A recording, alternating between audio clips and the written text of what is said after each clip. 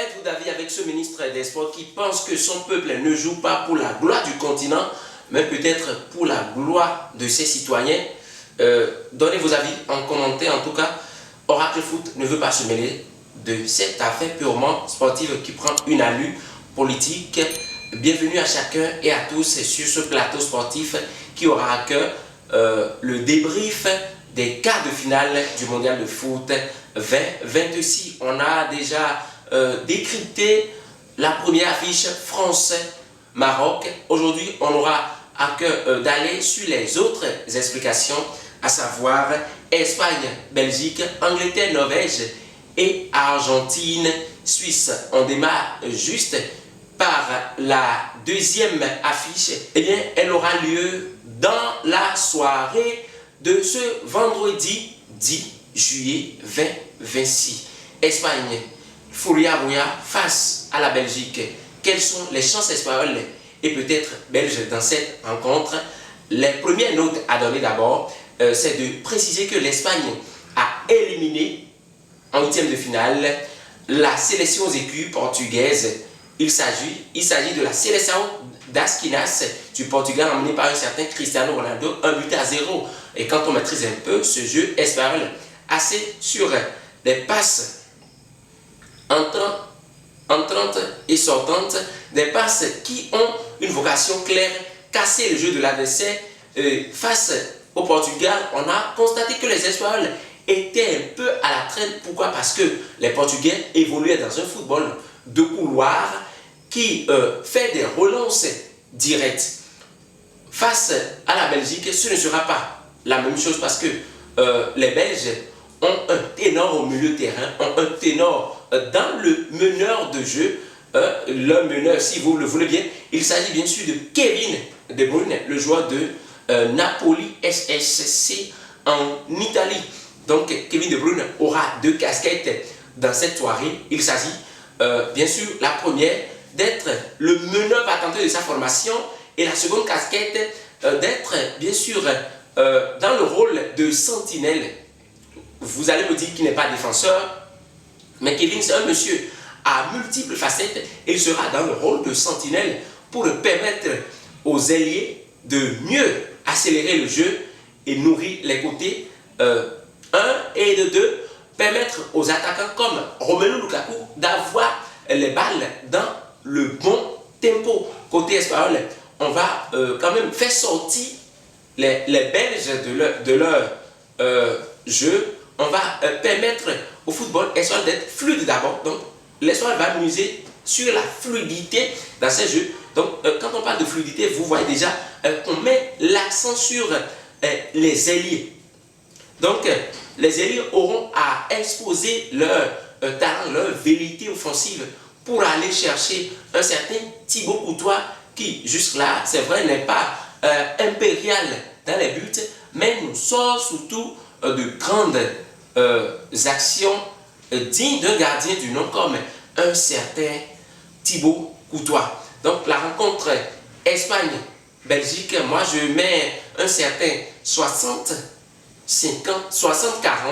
40 pour la Belgique, 60 pour l'Espagne, au vu un peu de leur prestation, pas si mais de leur prestation ruisée face au Portugal.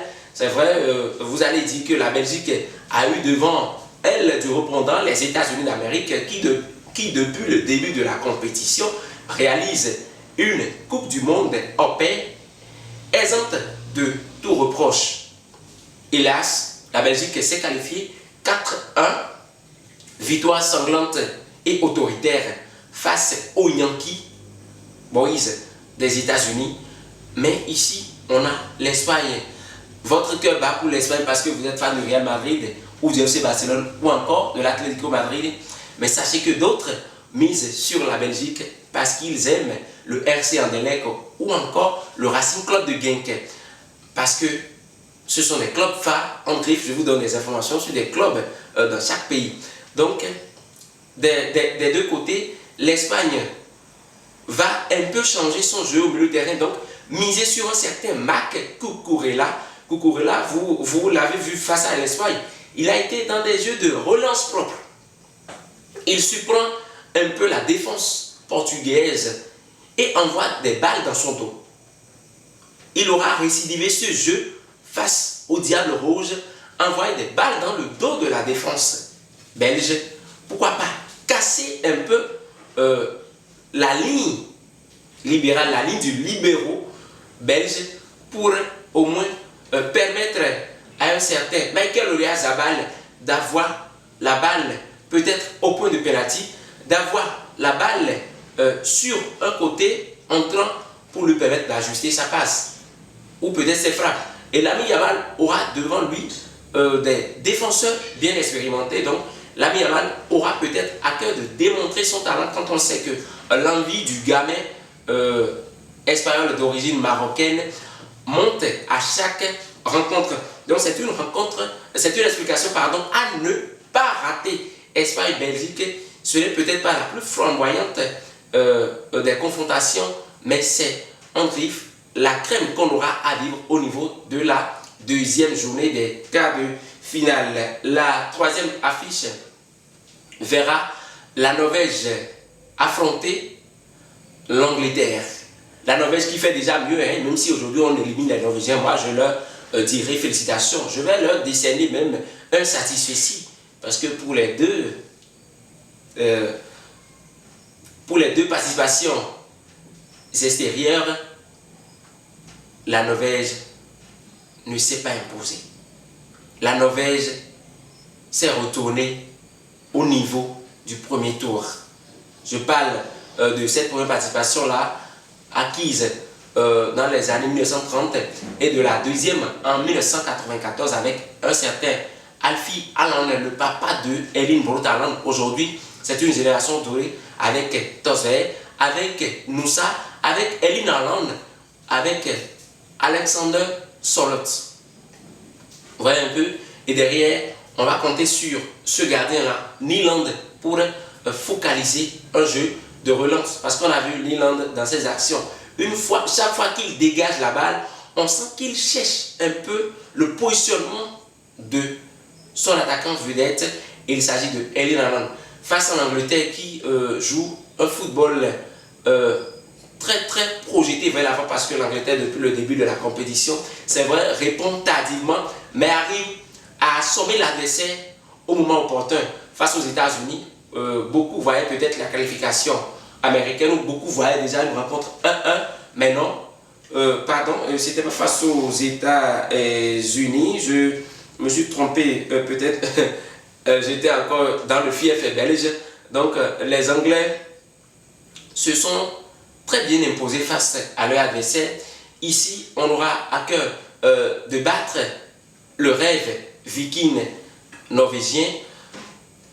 La Norvège a un football que beaucoup ne maîtrisent pas encore dans ce mondial. Je vais vous donner un bref aperçu du football norvégien. Ce n'est pas un jeu qui se laisse à première vue.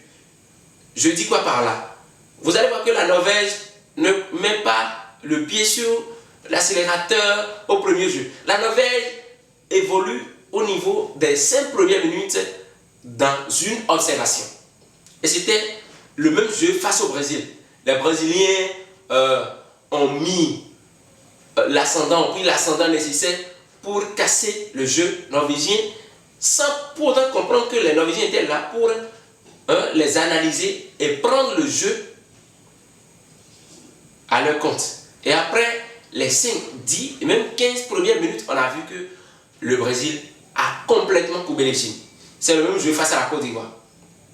C'est ce qui a permis même à un certain Moussa d'envoyer un enroulé enveloppé à Yaya Fofana en ce temps face à la Côte d'Ivoire.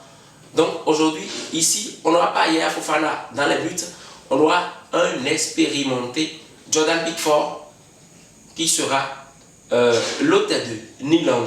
Donc derrière, les Anglais ne vont pas permettre aux Norvégiens d'observer. Les Anglais aussi observent à merveille. Donc c'est un football tactique.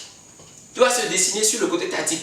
Ça va être des gens diront que l'Angleterre va gagner peut-être par un score sévère, mais moi je dirais non. Parce que la Norvège, quand on maîtrise un peu un certain Erling Haaland qui a une faveur déjà, celle-là d'évoluer en Angleterre.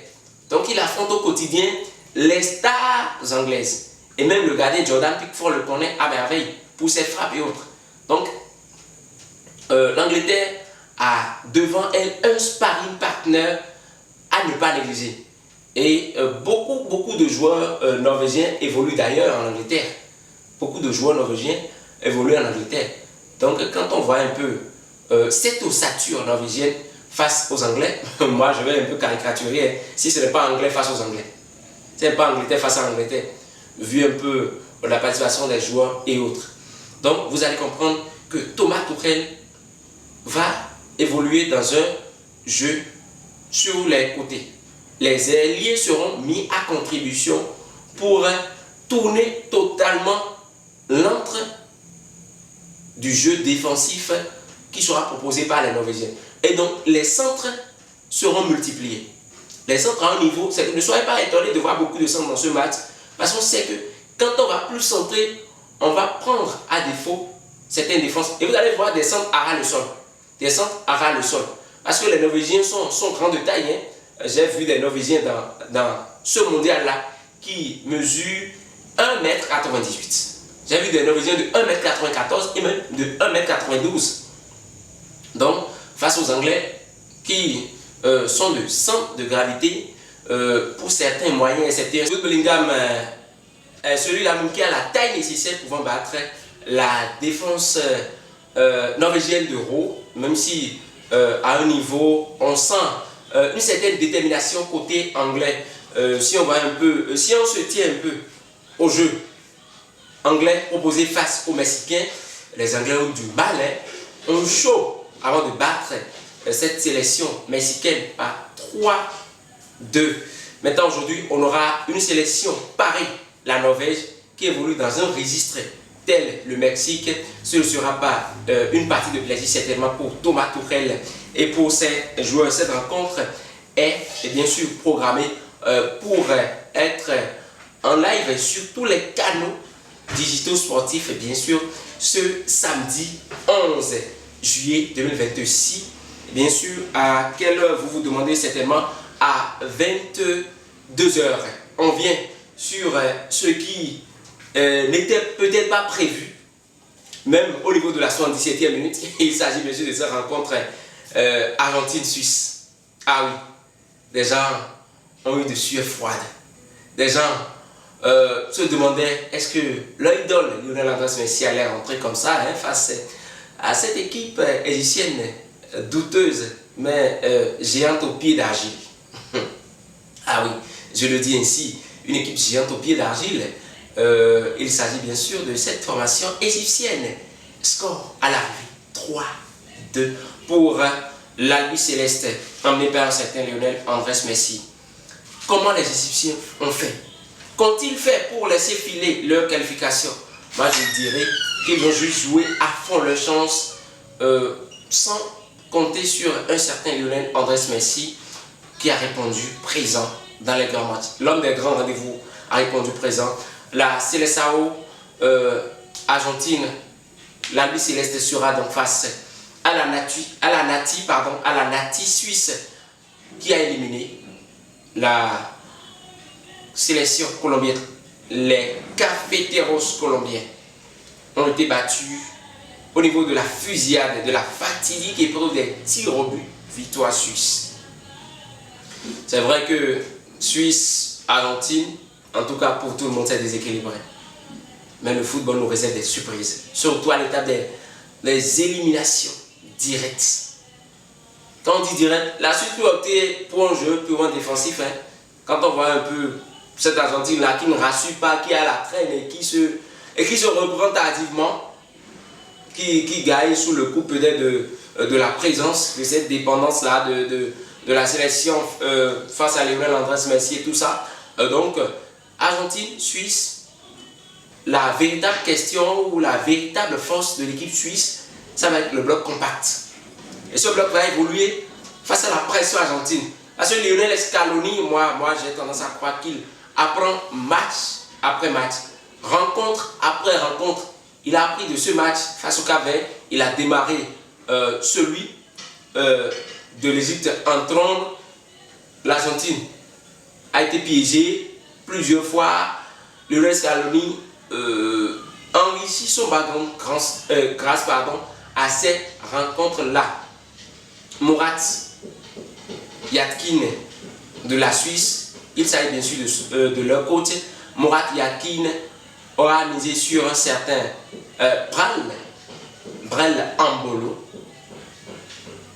qui sera déterminant quand on voit un peu Brel qui se livre à cœur joie dans les rencontres décisives.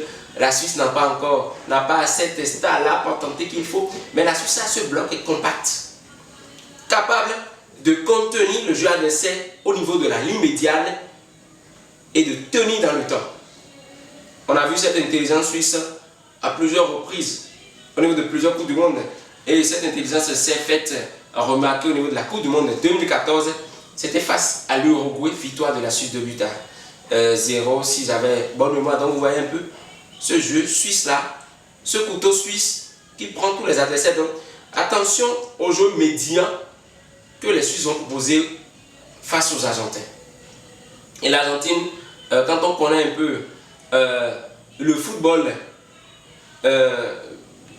axé sur la coupure des ailiers proposée par un certain Depol, par un certain Lisandro Martinez dans les rencontres précédentes, on aura certainement à cœur de voir une Argentine mieux requinquée que jamais, parce que être à cette étape et ne pas viser les derniers carrés serait peut-être un affront pour le peuple albi céleste. Argentine-Suisse, c'est pour le dimanche 12 juillet 2026 à 2 h du matin. Il faut donc veiller pour voir ces rencontres. Vous savez pourquoi quand on dit 2 h ici, 20 h, 22 h chez lui ici, et vous êtes face à votre poste téléviseur et que vous voyez le soleil apparaître au moment où il fait nuit chez vous? Les États-Unis évoluent dans un fuseau horaire en deçà du nôtre. Les États-Unis évoluent dans un GMT-6. Le GMT-6, ça veut dire quoi? Au moment où il est 12 h chez vous ici, tâchez de comprendre que chez eux là-bas, il est 6 h du matin. Au moment où il est 18 h chez vous ici, tâchez de comprendre que chez eux là-bas, il est 12 h du matin. Donc, les États-Unis évoluent dans un GMT-6. Donc, pour ceux qui se demandent pourquoi chez nous ici, quand il est 2 h, quand il est 3 h, quand il est 0 h, 1 h, en Amérique, on voit le soleil apparaître. Ne vous inquiétez pas, c'est un GMT-6. Donc, un fuseau horaire en deçà de celui utilisé par bon nombre de pays africains. Donc, je vais vous rappeler les affiches restantes. Espagne, Belgique, c'est pour ce vendredi. Vendredi, donc 10 juillet 2026 à 20 h bien sûr. La rencontre, la troisième explication, Norvège-Angleterre, c'est pour le samedi 11 juillet à 22 h. Et la dernière qui bouclera la boucle, il s'agit de Argentine-Suisse, prévue pour avoir lieu dimanche 12 juillet 2026 à 2 h du matin. Qui de toutes ces équipes, qui de France, qui de Maroc, ou du moins de l'Espagne, ou encore de la Suisse, de la Belgique, de l'Angleterre, de la Norvège et de l'Argentine, aura accès au dernier carré, au carré d'as? Le suspense reste entier au vu un peu de ce mondial à sens unique et particulier, au vu un peu de ces sélections qui se sont qualifiées pour le round, pour le Final 8.